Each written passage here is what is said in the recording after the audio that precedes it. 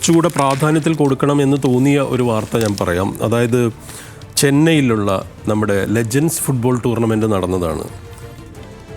അതായത് ബ്രസീൽ ലെജൻസും നമ്മുടെ Indian all star ടീമുമായിട്ടുള്ള ഒരു ഫുട്ബോൾ മാച്ച് നടന്നിരുന്നു. അതിൽ ബ്രസീൽ താരം റൊണാൾഡിനോയ്ക്കൊപ്പം നമ്മുടെ IM വിജയൻ നിൽക്കുന്ന പടം സഹിത മാതൃഭൂമി, മലയാള മനോരമ ഉൾപ്പെടെ സ്പോർട്സ് പേജിൽ ആ വാർത്ത കൊടുത്തിട്ടുണ്ട്. പക്ഷേ അതൊരു വലിയ രസകരമായ കൗതുകകരമായൊരു വാർത്തയായിരുന്നു. കാരണം ലെജൻസിൽ വലിയ താരങ്ങൾ, നമുക്കറിയാവുന്ന പഴയ